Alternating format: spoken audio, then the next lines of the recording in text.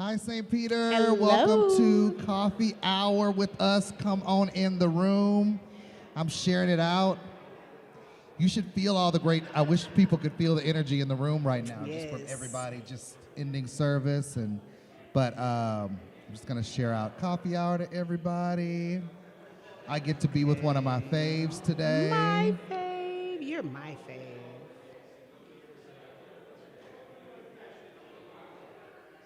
We're just sharing out to everybody and putting it in the St. Peter group.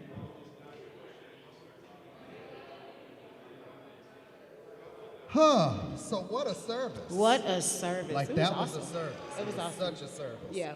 I am just so surprised at the way that we came up. First off, I love the way that we all are collaborative as a Me group too. together. Me So I too. don't think there's any, for those who think that I'm like leading the group, I feel like I'm more just like managing the group. The group leads itself, but that's one of the things I like. And so this week, we always go to, I think everybody who has a song idea or a mashup, we all like attack Latriva because we're like, I think this can work, but how does this work together? Latriva and Danny are the people we attack. And Mahogany. And Mahogany. So like, is this gonna work? Is it going to flow? And so she got us the Ride on King Jesus mix, which was so good. I thank you so much for like No, helping that was us. Tahari. That was Tahari. That was But Tahari. Tahari went to you to Yeah, help make yeah, it. yeah. Latriva's our work it out girl because she can work it out in her head and like it makes sense. But yeah, no, Yes. I'm glad that That was service so went good. so well. Definitely. Service went so well. And it was a great flow. I'm excited for Pentecost. I'm so I'm so excited for I think we're Pentecost. gonna light it up for sure. Lay them out. I They're think we're gonna we, lay- we need purple Yes. lap cloths. Yes, absolutely. Because the people will be laid out. Absolutely. Yeah. Laid out. Full So everybody, like Leslie said, last week, everybody got a week off just to just chill. We went to Mexico. What did you do with your week off? I don't remember. I think I just sat in the couch, to be honest. And I rested. watched This Is Us real time Whew. instead of on Wednesday. Okay. So we just kind of got to do that because I don't think she had Bible study with her church. So I think we just kind of hung out. Yeah. It was a blur. Mexico was fantastic. We lived vicariously through It was y'all, so baby. much fun. We lived vicariously First through off, y'all. people, the Hilton Royal Playa del Carmen is everything. Okay. It was an adult-only hotel, which was Okay. fantastic. Heck yeah. The food was great. Heck yeah. And you know, the How way were to the my drinks? heart, for those who don't How were know, the cocktails? is through craft cocktails. And there was a bar there that did just, like, there's no menu. So jealous. So like, as I walked in, he'd be kind of looking at me because he knew I'd have. I was like one day I went in, I was like, I want something grapefruit and lime. Can it be with rosemary? Maybe a hint of mint and tequila forward. And then the Okay. next day I was like, I want something berry with anise flavor and like a cinnamon at the back with like a What? That's how I am. A But this is cinnamon why at the you say back? you want to go to drink with Definitely, me. 'cause This is who I am. It's going to be an experience. This is who I am. This It's is going to be an definitely experience. who I am. So Do no, you it was, cocktail at the house? Like, do you create craft cocktails with all of these tones and notes and forwards? I have to be really inspired Really? because I really look up to the craft, and so I don't feel like I have, but I have to be Sure. really like the last one I created was. Did It I make was- that for y'all at the house? The Yes. Kamala Harris, the ski weed. Yes, the that ski was the weed. last thing we yeah, had, Okay. yeah. Okay. So that was one I just created off the top Okay. of my head. Oh wow. Yeah, out of nowhere. I was like, I knew it had to be pink and green. I was feeling rosemary. Okay. Pink made me think of rosé champagne. Okay. And then I did vodka, and then I made a little simple syrup with the rosemary, and then the rosemary was the stick inside. And I feel Okay. like and then there was a little shot It of was Saint Germain. Okay, that's what it was. Saint Germain, I was yeah, like, it was yeah. something else in Yeah. there. Okay. Because champagne and Saint Germain to me are just Just go meant to be together. together. Okay. Like they should always be together. Okay. That's just the kind of person I am. Okay. Let's But go. then, so I come back, and the world is in just On fire. Yeah. chaos. How did you make it through last week? Just Last with- week was rough. I was annoyed and disgusted and disheartened because I was like, weren't we just here last year this time? Like, I know it's still a few months ahead, but it's the same kind of energy that was happening with the tensions. And then it's frustrating because it's like, what is the solution? You know, when is it going to register with everybody that this, or with enough people, that this really needs to change? Yes, yes. I think the one that it broke my heart with Dante Wright. It took me down with the 13-year-old in The Chicago. Latino, yes, Yeah. yes. And I think the thing,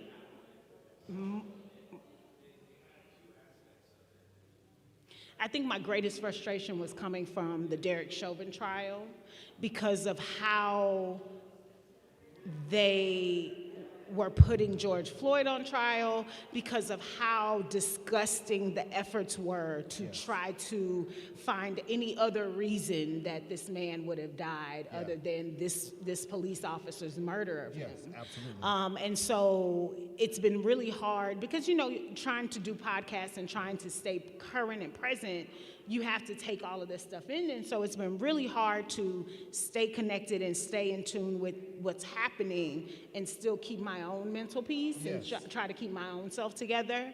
But it's really hard to continue to have words when it feels like everyone has said everything already. Everything. Leslie brought up, you know, we were talking as everything was happening this week. He was just like, he was traumatized, coming back off rest. And then he's like, well, like, what do I like? What else can I like? What else should I say or can I say? Like, what can I say to touch people? And I think that for me, it keeps breaking my heart because it's just these senseless acts. And like, I just don't know how to change. And he brought up today, and they said it on This Is Us. I know y'all watch too. But say the thing that needs to be said. I just wish, I really want, I don't know if we just need like a world conversation, but it's just, I want people to say, when I see a black man or a Latin man walking down the street, I'm threatened as a white woman or a white man. I just want you to say that. But I feel like nobody wants to just say that. Say that. Right. Because I feel like healing will come. I mean, healing is going to come through deeper work. But I just want that to be said. I feel like that's something that is not said. And I think and then you juxtapose. You compare it to the videos where they show white people getting pulled over. And like cursing the cop out. And like, I'm not gonna do this. I'm not gonna do this. I'm getting out the car. I'm forcing, like, so. Like, it is in our face that there's an inequity. Yes. And so, like, how do I feel like conversation needs to do it. Yes. I'll be honest today, like, even his sermon, like, pushed me. Right. Because it is hard for me to think about their wound. And I don't even know that I'm there right now. I'm with you. I cannot even think have compassion. through. I have no compassion. Yeah. And maybe I'll get there, but I don't have compassion even in the split-second reptilian brain. Right. There is a bias that always follows Agreed. this. And so it's he pushed me today. Yeah. It's I'm still dealing with it. Same. When he made that comment as far as like, I think pushing us to put ourselves in the officer's shoes in that moment, it's like, what would you do if you had that just a split second? And I think part of me was like, I still would give pause because this is a human life that you can't, I just feel like Why use deadly force? Yeah, and I feel like the nature of policing and the nature of what police are supposed to do, I feel like the training, and I don't know anything about police training. Yeah. But I feel like the training that they have been given overrides their humanity, which makes sense, right? Because if you are needing to protect or make a decision in that moment, yes, maybe there's some elements of humanity or considering life or whatever that you have to reconcile in a very quick amount of time. And yeah. so you have to make the decision, am I gonna move in this way or this way? So I can definitely understand that. I feel like there is more, I feel like there's more hesitation when there's a white body that could be on the receiving end of that. And so it makes it hard for me to have compassion for someone that I feel like if your two targets were white or black, if the two threats were right there, I feel like that shot would go out for that towards that black person more quickly than it would for. And when you think of situations where, okay, this person was apprehended, who had done this heinous thing, you were able to apprehend them and bring them in and give them Burger King, and I know that feels like such an extreme example for people because it seems one-off, but the reality is there are also times that people are just let go. That, you know, you have an officer, you have a situation where he's addressing something and clearly the offender who was a white person did the thing and you find some way to give them grace or whatever. I just feel like the training and the way that officers are trained, it is to fear the person of color and see them as a threat, and immediately something automatically comes over you that's how you are responding to this person. And I just feel like from that lens is where a lot of times that reaction comes. I think also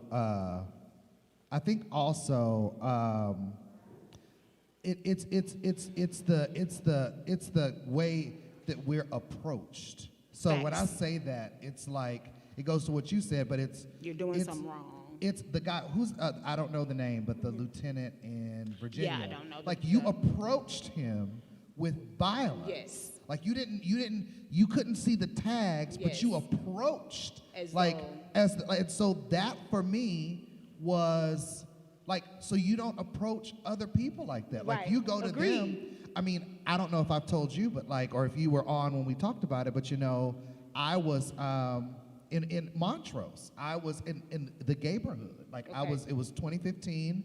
We were meeting some friends. There's JR's and then there's like Hamburger Mary's and there's a street between. I was literally just crossing the street. This officer flies up and he's like, "What the hell are you doing? Hands on the car." That's how he approached me. Now I'm thinking it's joke. I'm thinking it's not. Sure. So then he pats me down, and I'm like, "Is this for real?" He said, "If you don't stop talking, I will lock you up today. Go sit on the corner." And so I'm like, "Oh my God!" He's already in the bar where we were going. So I'm trying to text him because he's wondering at this point, where is he? The guy told me. He said, "If you text one more time, I will break your phone, and no one will know where you are." So then I put my phone down, and then I got a ticket for crossing the street when a sidewalk was provided. I put this online. I ended up on the news about it. Like, I ended up on the news. Yes. Yeah, so. Do you want a chair? No, I don't need a chair. I'll just hang out for a second in case there's some other comments. But I wanted to go back to clarify and actually augment some of my earlier comments, because I think, Latriva, you're hitting on exactly what more that I could have said. And I think the comment about understanding an officer's wound is about being aware of the fact, and this may not be in all cases, but being aware of the fact, to your point, that the training may not be teaching bias, and that the training may not be teaching people how to seek out humanity in all situations. Right. And so, you know, and each case is different, and I've had some conversations with Gina about this. Each case is different, and each case has different officers and different, you know, but what needs to be questioned now is, are our officers being given the appropriate training to see the humanity in everyone that they are dealing with? You know, when you even think about the fact that there's several textbooks that when they start talking about crime, the images that are in the textbook are of black men.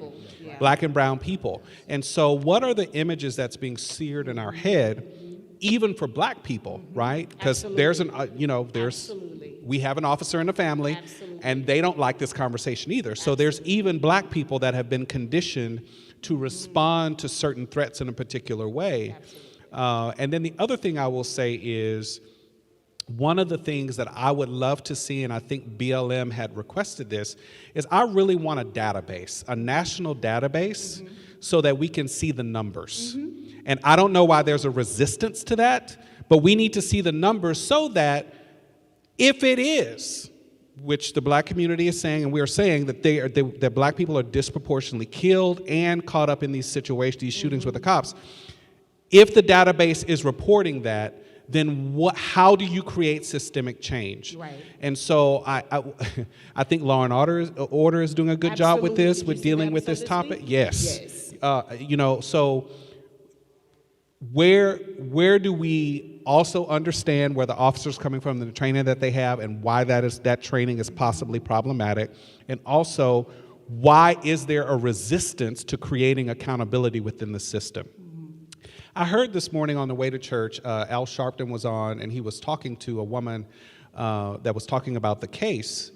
And Al Sharpton said, let's just say that, there was this counterfeit $20 bill that George Floyd gave, right? Like, let's just say that. He was like, why would he go and sit outside of the store? From the moment from when the counterfeit bill was handed, he just sat outside of the store. So if he's just sitting outside the store and you show up, where is it in your mind that you would say, maybe this person is not a criminal because they are still sitting here? Right. So he may not have even have known that it was a counterfeit bill. Right. So had it have been somebody else, would someone have said, hey, do you know you just gave a counterfeit bill in the store? Right. Why was this aggressiveness straight out of the box? So we don't even have to talk about, we have to deal with the murder, right? But how did we get to the murder? Let's talk about the circumstances of how we got there. And so, part of my sermon today is just really about when we even have these doubts and these questions, we should allow that to bring forth the truth. And I feel the system, and I didn't use that because when we say system, there are people in our congregation that are turned off from that word, so I have to be careful about the words I choose. But that's true. Right. What needs to be fixed in the system? How is it that one person can give a counterfeit bill and be given the benefit of a doubt, and another person gives a counterfeit bill and they end up dead? Right. And one of the other conversations that I've heard a lot this week has to do with the police Bill of Rights and the protections, the qualified immunity, the ways that the police are protected from accountability on the other side of it. Because the only ones, not the only ones, but we hear about the deaths, right? We aren't even talking about the injuries. We're not even talking about the folks that are dealing with trauma as a result of these encounters, because I feel like that also exacerbates the situation. If you're continuing to react to Black people and people of color with fear, then they're going to respond to you with fear. And so that's making those encounters more likely to be highly aggressive, because both of you and your approaches, your approach as the power source is antagonizing someone who is already in fear of what that interaction is going to look like. I remember being at Prairie View, and this was before 290 was an actual freeway, so it was like the 2 lanes, and I didn't have a car. I borrowed somebody's car, and I didn't have a license. I was just a crazy college kid, and I ended up getting pulled over, right? And I'm nervous because I'm in Waller. I am by myself. I'm a female. This is a white officer. In that moment, I was like, if I weighed 200 pounds less, I could definitely see where this would be a cop situation, where I was more afraid of being injured or harmed than I was because I was there than I was of running, is what I was saying. And so it's like, I did not feel safe. I've never felt safe. And what does that mean for our community when we need protection? It's a ticking time bomb. I Absolutely. mean, you get pulled over, and the first thing you think is, okay, how is this going to go, right? And you do everything that you can. You put the driver's license on the dash, you put your hands on the wheel, and still your heart is racing because you have no idea How it's going to end up. You don't know. You have no idea if you're going to get a Gina Williams from our church, if you're going to get her, or if you're going to get somebody else. You're It's right. like, want to antagonize and be rude and mean, and somebody else who, because they have no other authority in their life, decided was to gonna become say a that. cop. Like, this is what I'm saying. When we talk about Yeah. wounds, like some people have joined the military and become cops because there's a little man complex thing that's going on that they're trying to resolve. And then even with black people, I feel like your point of like we have this fear because of how the system is set up, white supremacy, we have this fear of each other.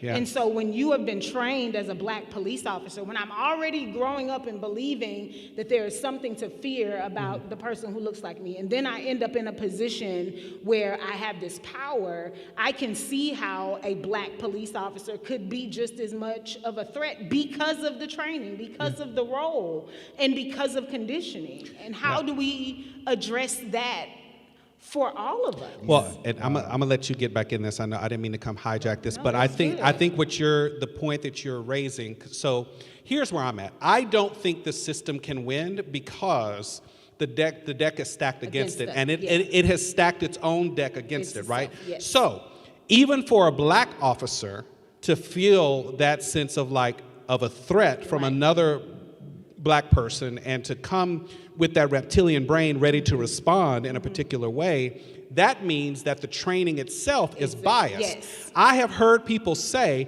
the reason so many black people get shot is because crime is higher amongst black people. Let's just say we go with that for a moment. Right. Let's just go with that argument for a moment, right? Why is crime higher than among black people? Because Why is it that black poverty is people? higher. Why They is it don't that have black anywhere to people are live. in the street? Like, That's right. why was Adam Toledo out after 2 a.m.? Right. What is going? So even if you go with that argument, Right. that means that There the are education circumstances. system Yes. and the economic system has failed people of color. Yes. So y'all are not going to win when you Right. try to defend Right. either the police or to defend the system. System, right. What we have is a situation in which whatever excuse is given for killing black people, it will always backfire because there's a problem going on somewhere With that, else. Absolutely, absolutely. And until we are willing to have that conversation Right. and deal with it, it's not going to change. And even with people in legislature, even with attorneys, even with judges, because the system is infected. Yeah. That you're right. There's not going to be Yeah. any sort of way to defend it or fix it otherwise. Yeah, how did these black neighborhoods come about? Redlining. Somebody, there was a policy? Yes, Oh, you mean absolutely. black people ended up in the neighborhoods they're in because there was a policy to put them there? Even in situations, I want to say the one that I realize is over by U of H. Yeah. But there are neighborhoods that are set up so that black neighborhoods are within a train track. Right. So that they can block off Wow. those Yeah. neighborhoods Wow. if there's something that they want to accomplish in those communities. Yeah. Whether it is, I want to bomb you, whether it is, and so those neighborhoods are still in those places. Right. And then you have your food deserts, you have your situations where folks have been there for generations, and these are areas that are heavily policed, heavily targeted. Right. And so that has been designed from the beginning. Like Yep. that was a part of, what is it, city planning. Yep. You know, Right. we're going to put these tracks here, we're going to put these people in a situation where they can be cut off if we want to ever set them apart. Yeah. And so the fact that we're still dealing with that and we're seeing the ramifications of that, people are exhausted, people Yeah. are tired, and there is going to be some sort of revolution. It will be very interesting to see how it comes about. Yeah. Yeah. But I think we're on the precipice of that. I agree. I feel like we are at the point where like we are exhausted, and I think that people are ready to revolt. I mean, I feel like I saw what Trevor Noah said. I don't know if you saw that. I'll have to send it to you. But Trevor Noah said this week, "Where are the good apples?" So he said, like, we talk about the bad apples and the bad policemen, but like, where are the good apples who hold the bad apples accountable? And he was like, we don't hear about them because the tree is really what's infected, which is Yeah. the system. Yeah. So it happens to produce a few good apples, but at Right. the end of the day, bad apples are what it bears. Yeah, I loved this week's episode of Law and Order because Yes. I was Did we impressed. see this one yet? Yes, Did we watch that Yeah, one? because remember the The I don't want to attorney. give it away. Remember the girl? Oh, yeah, and then she was dating the yes, okay, yeah, And okay. I yeah. was impressed with the fact that the solutions or the suggestions for how we can get this addressed came from an officer Yeah. to an attorney. Yeah. And it's to the point to where the attorney was like, okay, let me sit down. So it's like there are people in your ranks who recognize the issue. You know how to make the system work, or how to work the system so that we can get some sort of solutions or Right. some sort of movement. Because one of the suggestions that I hadn't thought about was that oh gosh, what did she say? She was trying to say that there needed to be a court order given for a certain group to be required to take certain action. And I can't remember what it was. But I was like, oh, okay. And so his point was like, okay, well, that's not going to fly because nobody's going to uphold that. And she was like, if a judge orders it, then that group has to do that. Yeah. And so the fact that there are ways that this can be done and that there are people in the law enforcement system who know that, who want an opportunity. Like, so how do we get you with folks on our side? Yeah. Like, Yeah. how do we find those officers so that you can consult with us so that we can be the ones that are actually taking the action? But Yeah. we need that knowledge. We Yes. need to know what those inner workings are. Yeah. Absolutely. Just to get some community comments, April Marie said that truly took me off and makes me sad for the world we live in. Shelley said that the sermon convicted her. Adrian says, something I saw this week, telling black people to respect police in order to not be killed is like telling women that what they wear is responsible Is for whether they're absolutely, raped. absolutely. Thank you. The onus is in the wrong hands. Yes. April says, I talked to my boss the other day about this inequity and he agreed. He is also a white male and talked about when he was young and he and his friend would act a pure ass to the police, but they did nothing to them. April also said, hence this murderers in these mass shootings brought unharmed. And then Shelby said, and I've read a book written by a former officer who trains officers. There's no mention of race, and the training emphasizes de-escalation verbally. How is this training not being demonstrated when there is so much of it?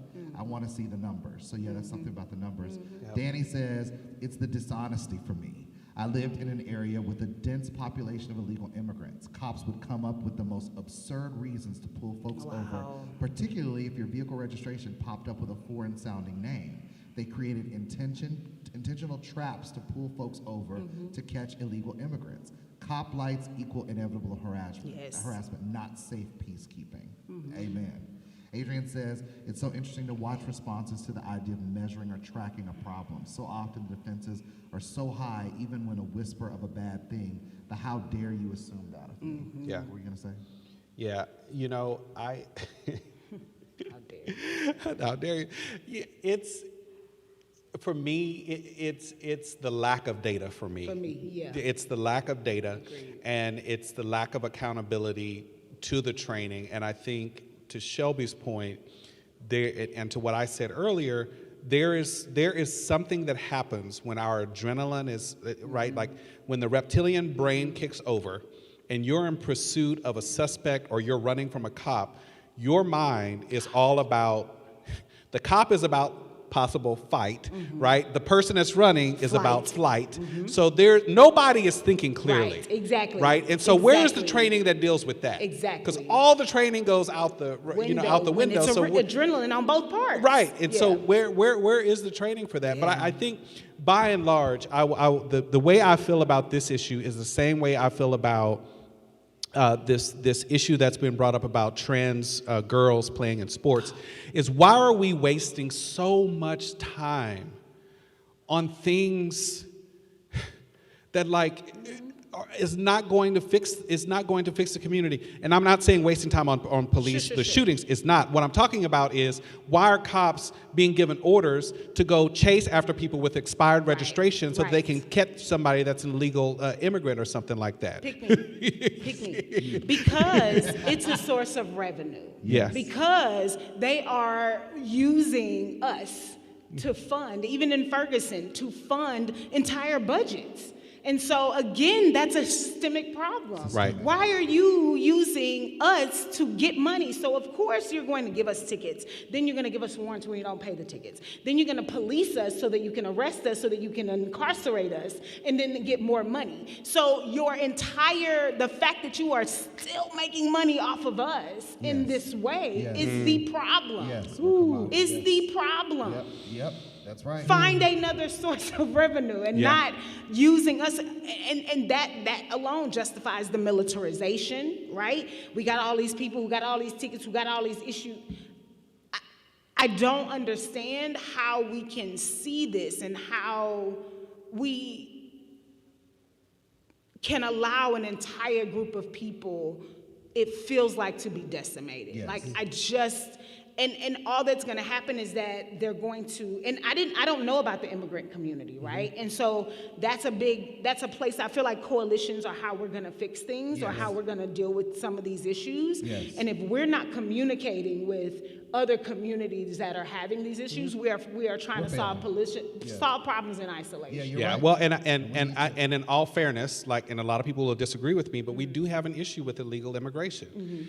Now, I'm not the one that's like, kick them out, build a Right. wall. What I am saying is, why are they coming here? Right. And it's because we did something On their side. on their side of That's things, right. right? That's Like, we right. don't ever have this discussion That's about right. like, what did we do to screw up their nation? That's right. Or what are we not doing to help their Help them, nation right. to To make this help the build their the- nation and build up things there? Like, what is Yeah. happening there, Yeah. right? Yeah. Like, we've spent billions of dollars in Afghanistan and will possibly not have the result we wanted. What would happen if we just spent that money in Honduras and Ecuador and Absolutely.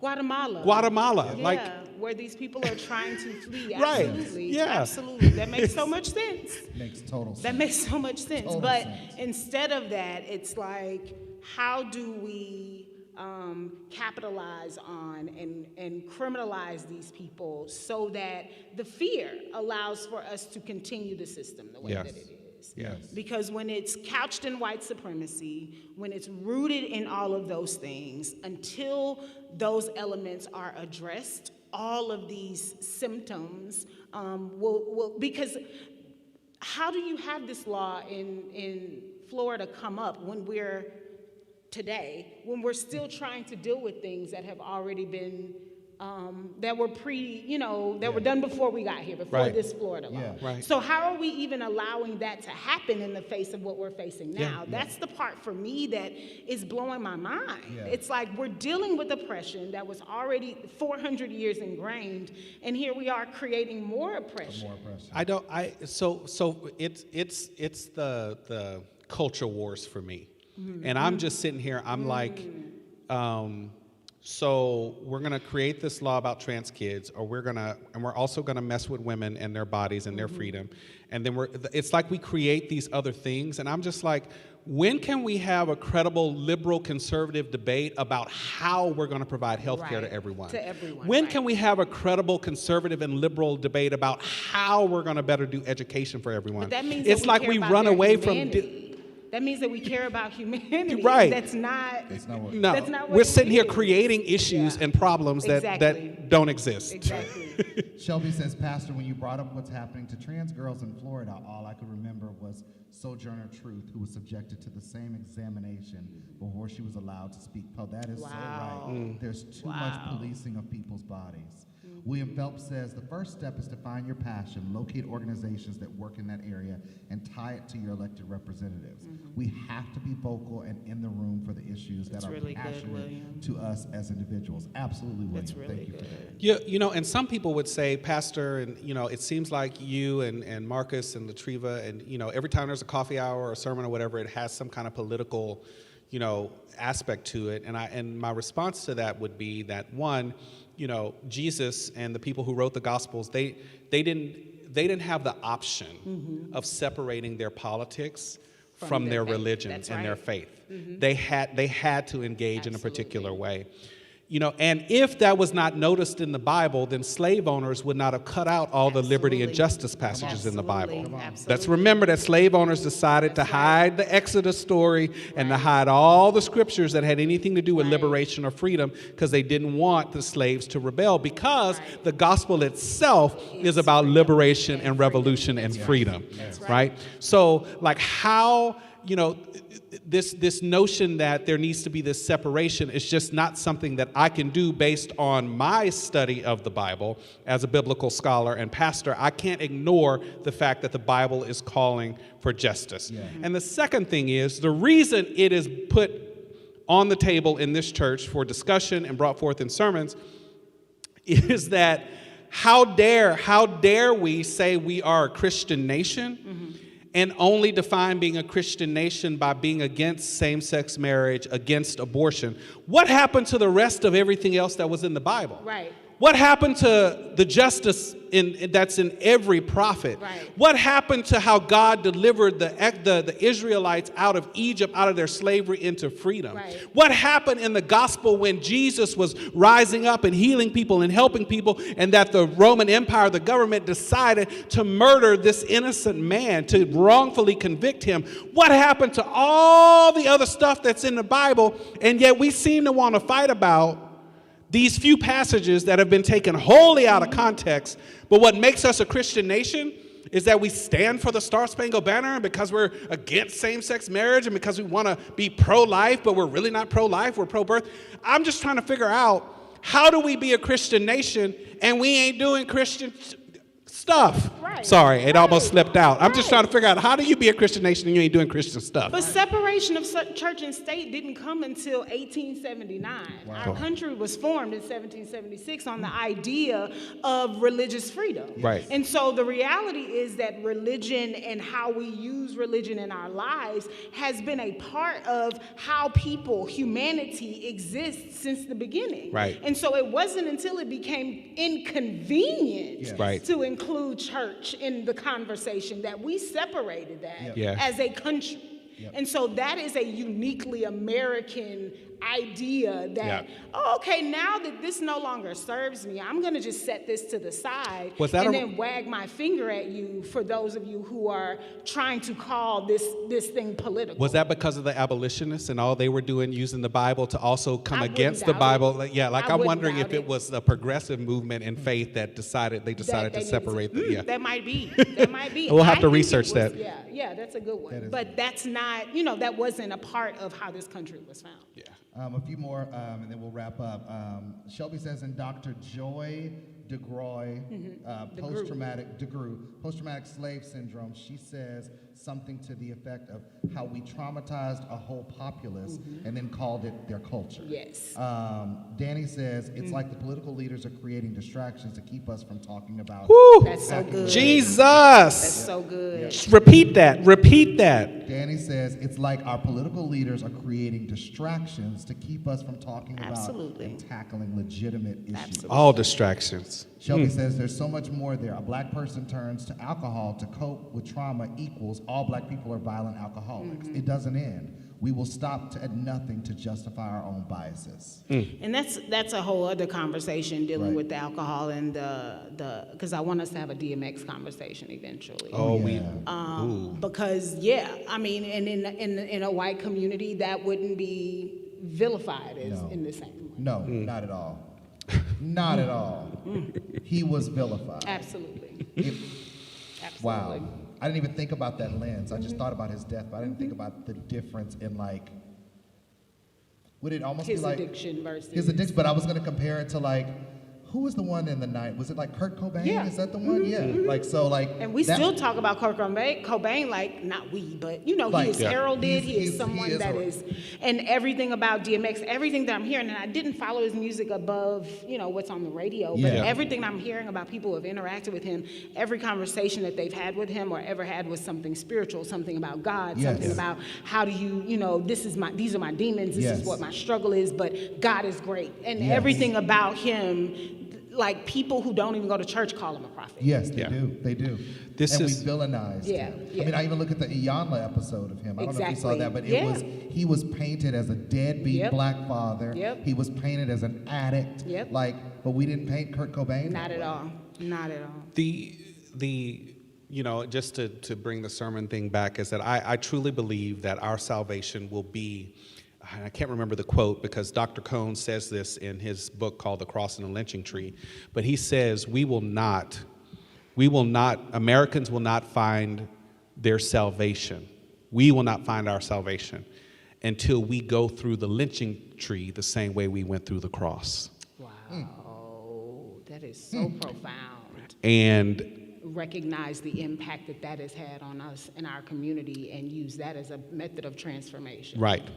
And so, you know, to me, I feel like even if we take the DMX story and the Kurt Cobain story, what would happen if we actually talked about their lives and their contribution to society and the pressures that we put on people and how it leads to Those, addiction, right? yes. And also, why is there, here's my thing, if you are going to run with a narrative about a group of people, then my question is, why does that group of people have that issue? Right. Yes.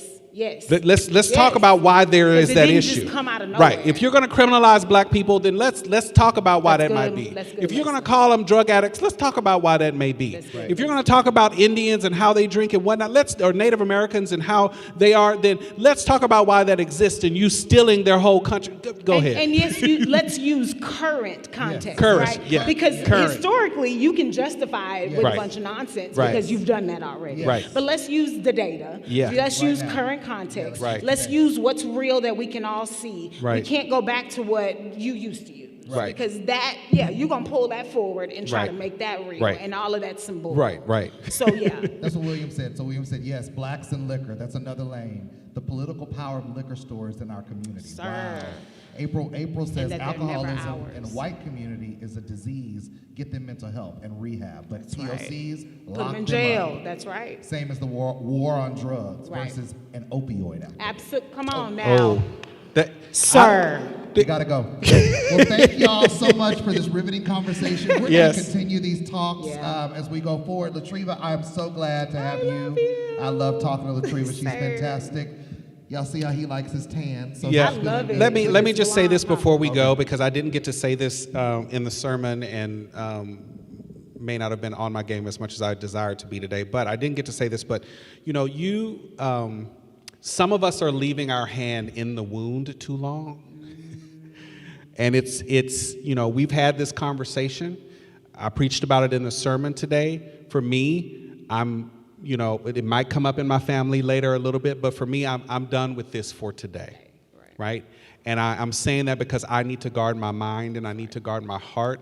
And so do what you can, invest the time that you can, have the courageous conversations, but don't make this your life every moment of the day. That's good. Enjoy your spouse, enjoy your family, enjoy what you have, be grateful for what you have, and be grateful for everything that God has surrounded you with, but also do the work. But don't let the work take you out of here.